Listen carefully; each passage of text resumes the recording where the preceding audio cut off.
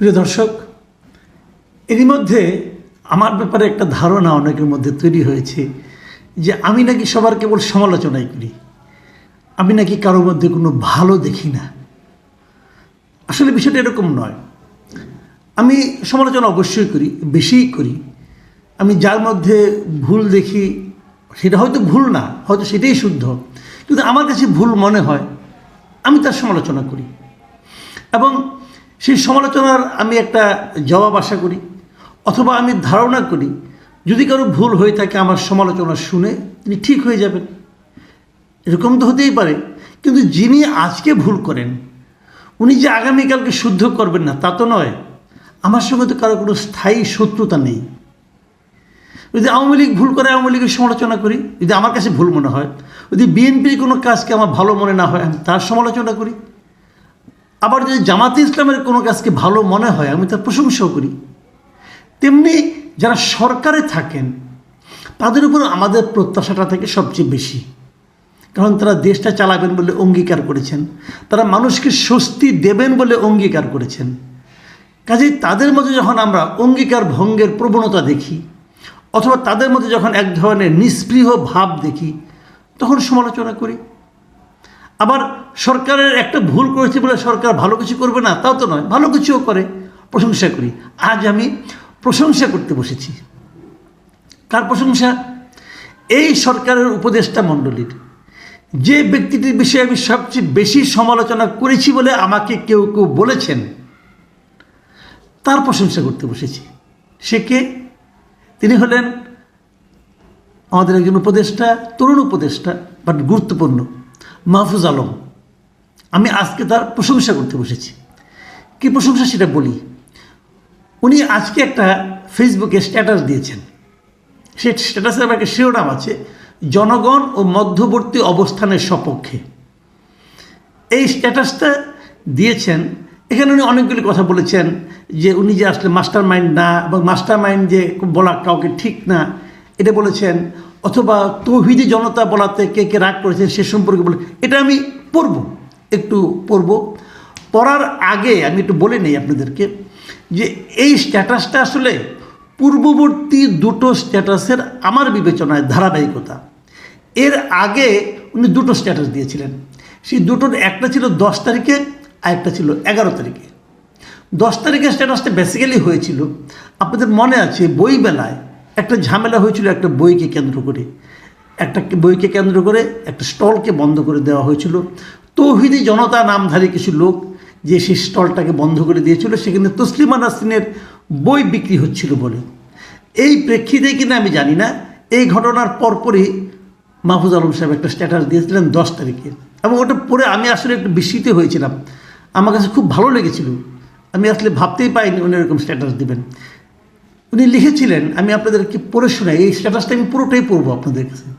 উনি লিখেছিলেন, অভ্যুত্থানের পক্ষে হলে মব করা বন্ধ করেন, আর যদি মব করেন তাইলে আপনাদেরও ডেভিল হিসেবে ট্রিট করা হবে।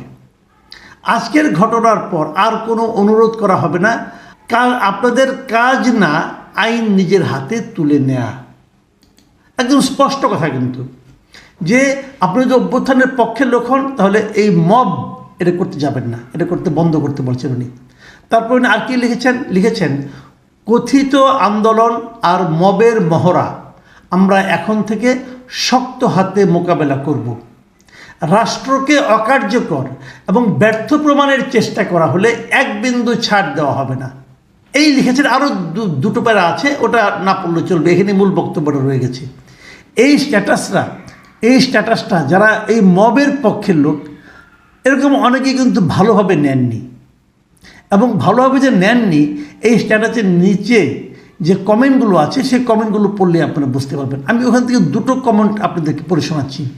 একটা লিখেছেন মিস্টার আবদুল্লাহ আল মাহমুদ। তিনি লিখেছেন, ভাই আপনি দায়িত্বশীল মানুষ, যারা আপনাদেরকে বিশেষভাবে আপনাকে ক্ষমতায় যাওয়ার রাস্তা করে দিয়েছে তাদেরকে প্রতিপক্ষ ভাববেন না।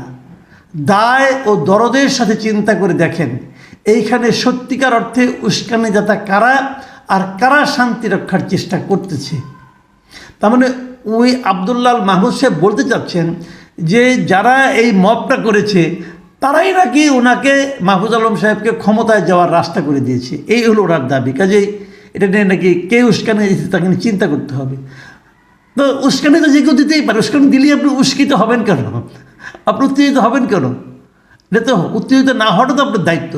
এই ব্যাপারে মাহফুজ আলমের একটা বক্তব্য আছে, পরের দিকে আমি আপনাকে এটা পড়ে শোনাবো। আবার নাদিউজ্জামান রিজভী লিখেছেন ওনার স্ট্যাটাসের প্রেক্ষিতে যে দরদি নেতার ভাষা এমন হওয়া অনুচিত।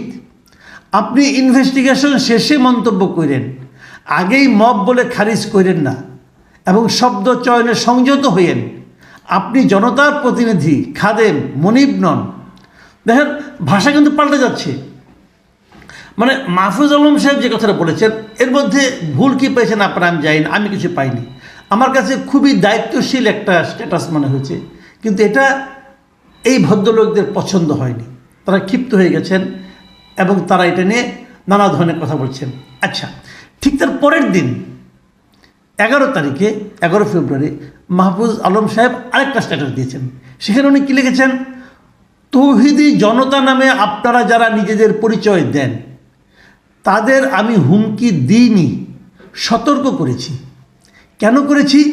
গত 15 বছর নিপীড়ন সহ্য করে এবং গণ অভ্যুত্থানে ভূমিকা রেখে সকল নাগরিকদের মতোই আপনারা একটি জাতীয় সম্ভাবনা হাজির করেছেন, কিন্তু মব সংস্কৃতির কারণে তা ভুলণ্ঠিত হচ্ছে। এক্ষেত্রে আপনাদেরকে এই সম্ভাবনা রক্ষা করতে হবে। খুব স্পষ্ট বক্তব্য, কিন্তু উনি মব সংস্কৃতির একদম বিরোধিতা করছেন এবং উনি আশঙ্কা প্রকাশ করেছেন এই মব সংস্কৃতির কারণে কিন্তু যে জিনিসটা আমরা অর্জন করেছি সেটা হয়তো ভুলণ্ঠিত হয়ে যেতে পারে। তারপর উনি বলেছেন আরেক জায়গায় যে আমি নিজে বিশ্বাসী মুসলিম হিসাবে তৌহিদবাদী, কিন্তু কেউ তৌহিদের নামে উগ্রতা দেখালে সেটার আসন্ন পরিণতি সম্পর্কে সাবধান করাও সহনাগরিক ও দায়িত্বশীল ব্যক্তি হিসাবে আমার কর্তব্য মনে করেছি। খুব স্পষ্ট বক্তব্য ওনার, যে মব করলে তৌহিদের নামেই করেন আর যে নামে করেন, যদি উগ্রতা দেখান আপনি, সেই ব্যাপারে তার পরিণতি যে খারাপ সেটার ব্যাপারে মানুষকে সতর্ক করা উনি ওনার দায়িত্ব মনে করেছেন। এবং আরেক জায়গায় উনি বলেছেন বাংলাদেশে এখন স্থিতিশীলতা দরকার। বিপ্লবী জনতা আর খণ্ড খণ্ড মব আলাদা জিনিস। লক্ষ্যহীন, উদ্দেশ্যবিহীন এসব মব সংস্কৃতির কারণে উপকৃত হচ্ছে আমাদের শত্রুরা। রাষ্ট্রের অখণ্ডতা, নিরাপত্তা ও শৃঙ্খলা রক্ষার্থে আমাদের কঠোর হতে হবে। এ কঠোরতা হুঁশিয়ারি অপরাধীদের জন্য, যারা তৌহিদের কথা বলে নিপীড়ন করছে, নৈরাজ্য করছে। সিম্পল একদম, যারা তৌহিদের কথা বলে নিপীড়ন করছে, নৈরাজ্য করছে, তাদের জন্য উনি এই কঠোরতা দেখিয়েছেন। এবং উনি শেষে আরেকটা কথা বলছেন পুনশ্চ দিয়ে, এই 11 তারিখের স্ট্যাটাসে উনি বলেছেন ব্যক্তি আক্রমণ, খুব গুরুত্বপূর্ণ, এটা মন দিয়ে শুনেন আপনারা। ব্যক্তি আক্রমণ, ব্যক্তিগত বিশ্বাস নিয়ে আক্রমণ বা সন্দেহ তৈরি, পরিবারের সদস্যদের হুমকি বা বেইজ্জতি ইত্যাদি কাজগুলো নবীজির অনুসারী হিসাবে সবার পরিত্যাগ করা উচিত। চলুন বিভাজন আর ঘৃণা বাদ দিয়ে রাষ্ট্রকে সবার করে গড়ে তুলি। দেখুন মাহফুজ আলমের এই যে ঐক্যের ডাক এবং এই যে বলা যে ব্যক্তিগত বিশ্বাস, আমি মনে করলাম আপনি মব, অতএব আপনাকে আমি অ্যাটাক করলাম, এটা হয় না, এটা হয় না। আমি একা মনে করলে তো হবে না, অথবা আমার বন্ধু বান্ধবরা মনে করলো আপনি খারাপ, অতএব আপনাকে আমি অ্যাটাক করলাম, আপনি স্বৈরাচারের দোষক বলে অ্যাটাক করে দিলাম। কেউ বললে বললাম না উনি স্বৈরাচারের দোষক, এটা হয় না। আপনার ব্যক্তিগত বিশ্বাস নিয়ে কাজ করলে চলবে না। এইগুলি উনি করতে না করছেন, বলেছেন যে এটা নবীজির অনুসারী হিসেবে আমাদের মধ্যে এই আচরণ এই থাকা ঠিক না। আমি এখন আপনাদেরকে শেষ আজকে যে এটা উনি স্ট্যাটাসটা দিয়েছেন সেটা একটু পড়ে শোনাতে চাই। এখানে উনি আবার বলেছেন, এর অনেক কথাই আছে, উনি একদম পয়েন্ট পয়েন্ট করে বলেছেন, 1, 2, 3, 4 এরকম করে বলেছেন। আমি প্রথমে একটা মতো আমি পড়তে চাই না, কারণ ওটা মাস্টার মাইন্ড বলছেন, ওনাকে মাস্টার মাইন্ড এটা নিয়ে ওনার আপত্তি আছে। বলেছেন যে মাস্টার মাইন্ড নামক মিডিয়ার হাইপকে আমি শুরুতে প্রত্যাখ্যান করেছি। উনি বলেছেন যে আমি এককভাবে কোনো মাস্টার মাইন্ড ছিল না, সবাই মিলেমিশে করেছেন, এটা উনি বলেছেন। যাক, ওগুলি নিয়ে কথা না। আমি যে আচরণটা মবের যে ব্যাপারটা বলতেছি এবং তৌহিদের জনতা নিয়ে বলতেছি। 3 নম্বর পয়েন্ট উনি কী বলেছেন, যে আমার কোনো বক্তব্য হয়তো কারো মনে কষ্ট দিয়েছে, বিশেষ করে তৌহিদি জনতা বলাটা, আপনারা যারা আমার বক্তব্যের কারণে নারাজ নাখোশ হয়েছেন, আমি আপনাদের কাছে আন্তরিকভাবে দুঃখ প্রকাশ করছি। মানে তৌহিদি জনতা বলাতে অনেকে হয়তো দুঃখ পেয়েছেন, তাদের কাছে উনি দুঃখ প্রকাশ করেছেন। মানে একটু যেন দৃঢ়তা থেকে কমে আসলো, কিন্তু কোনো সমস্যা নেই। আমি ওনার এই অ্যাটিটিউডটাকে পছন্দ করেছি। কেন করেছি, ওনার পরের লাইনটা পড়লে আপনি বুঝতে পারবেন। উনি তারপরে লিখেছেন, এছাড়া গত কয়েক মাসে অন্য কোনো বক্তব্যে কেউ আঘাত পেলে বা সেটাকে বিভাজনমূলক ভাবলে সেক্ষেত্রেও আমি আমার বক্তব্য পুনর্বিবেচনার পক্ষে। এটাই হলো আমি মনে করি মানে সঠিক চিন্তা। উনি বলেছেন গত কয়েক মাসে আমি অনেক বক্তব্য দিয়েছি, সেটা যদি কারো মনে দুঃখ দিয়ে থাকে এবং সেটাকে যদি কেউ বিভাজনমূলক ভাবেন যে এটাতে যার মাধ্যমে জাতিকে বিভাজিত করা হচ্ছে, তাহলে উনি সেটাকে পুনর্বিবেচনা করার পক্ষে, মানে আবার নতুন করে চিন্তা করতে চান। এই যে জায়গাটা, এই যে ফ্লেক্সিবিলিটি, আমি এটাকে পছন্দ করি। আমি যেটাকে বললাম ঠিক ওইটাই ঠিক, এইভাবে স্থির হয়ে গো ধরার কোনো মানে হয় না। আমারও ভুল হতে পারে, আপনারও ভুল হতে পারে। আসলে আলোচনা করি, আমার সমালোচনা করুন, তাহলে আমারটা আমি শুধরাই দেব। আপনি সমালোচনা মেনে নিন অথবা সমালোচনা সহ্য করুন, আলোচনা করুন, হয়তো ঠিকটা বেরিয়ে আসবে। আমি মনে করি একজন রাষ্ট্রনায়কের, মানে যারা নাকি ক্ষমতায় থাকবেন, বড় জায়গায় থাকবেন, যারা সিদ্ধান্ত দেওয়ার ক্ষমতা রাখবেন, তাদের মধ্যে এই ধরনের ফ্লেক্সিবিলিটি থাকাটা উচিত, যেটা জনাব মাহফুজ আলম সাহেব দেখিয়েছেন। ওনার আচরণ, ওনার বয়স কম হতে পারে, কিন্তু ওনার মধ্যে এই যে একটা আমার কাছে মনে হয়েছে যে ধীর স্থির একটা চিন্তা এবং সব কিছুর সঙ্গে মেনে নেওয়ার চিন্তা এবং এই যে একটা গ্রহণ করার ক্ষমতা, সক্ষমতা, আমি বিশ্বাস করেন আমি মুগ্ধ হয়েছি। মাহফুজ আলমের অনেক সমালোচনা আমি করেছি। আমি যে সমালোচনাগুলো করেছি সেখানে তখন আমার কাছে মনে হয়েছিল ওনার এই আচরণটা পছন্দ আমার হয়, এখনও হয় না। ওই সমালোচনাগুলো কিন্তু আমি প্রত্যাহার করছি না, ওগুলো আমি করেছি। আবার এই যে আচরণ, এই আচরণে আমি প্রশংসা করতে বাধ্য হচ্ছি। আমি মনে করি যে একজন নেতা যিনি হবেন তার মধ্যে এই গুণাবলীটা থাকা খুব জরুরি। প্রিয় দর্শক, যারা ওনাকে সমালোচনা করছেন, ওনারা অনেক সমর্থকও এটা পছন্দ করেন নাই। এটাই হবে, এটাই হতে পারে। আমি সেই সমর্থকদেরকে বলবো যে এভাবে বিবেচনা করেন, জাতিকে বিভক্ত করা যাবে না। আমি বারবার যে কথাটা বলি, জাতিকে বিভক্ত করিয়েন না। বিভক্ত জাতি অগ্রসর হতে পারে না। আপনি কত লোককে বাতিল করবেন?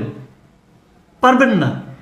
সবাইকে নিয়ে চলতে হবে, ছাড় দিতে হবে, তাদেরকেও ছাড় দেওয়ার মানসিকতা থাকতে হবে। আর অপরাধীকে আমি গ্রহণ করতে বলি না, আবারও বলি অপরাধীকে গ্রহণ করেন না। অপরাধীর জন্য শাস্তি প্রাপ্য, শাস্তি হওয়ার পর দেখা যাবে কি করা যায়। কাজেই যারা অপরাধী নয়